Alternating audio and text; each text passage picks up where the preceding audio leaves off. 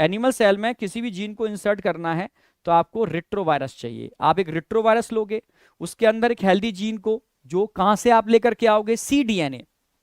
cDNA complementary DNA होता है जो रिवर्स ट्रांसक्रिप्टेज एंजाइम की हेल्प से आरएनए के थ्रू हम बनाते हैं।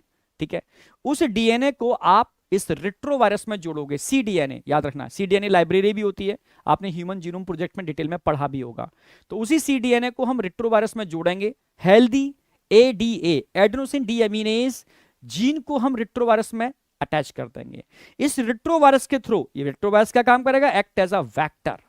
होस्ट क्या होगा, ल्यूकोसाइड। कौन से ल्यूकोसाइड, ठीक है, वो ल्यूकोसाइड जिनके अंदर डिफेक्टिव जीन है, उनके अंदर क्या कर दोगे आप, इंसर्ट कर दोगे। ठीक है, तो अब जिन सेल्स के अंदर ट्रांसफॉर्मेशन हो जाएगा, उन सेल को धीरे से उस कल्चर से निकालोगे और दूसरे कल्चर में मेंटेन करोगे। ठीक है, जो जिनके पास हेल्दी एडीए जीन होगा, और ये हेल्दी एडीए जीन को बेयर करने वाले लिम्फोसाइट उस बच्ची के ही लिम्फोसाइट हैं, बाहर से आपने किसी और से नहीं लिए। तो आसानी से इन लिम्फोसाइट को आप उसके बोन मैरो में ट्रांसप्लांट कर सकते हो विदाउट एनी हिंड्रेंस। बॉडी इसको एक्सेप्ट भी करेगी। ठीक है, क्योंकि उसी के ल्यूकोसाइट्स हैं, लिम्फोसाइट्स हैं, जिनको आपने हेल्दी जीन से, मतलब डिफेक्टिव जीन को हेल्दी जीन से रिप्लेस कर दिया है। अब आप रेगुलर इंटरवल के बाद उन ल्यूकोसाइड को कंटिन्यूस के बोन मैरो में ट्रांसप्लांट करते रहोगे, जिससे उसकी सर्वाइबिलिटी के चांस लंबे समय तक मेंटेन रहेंगे।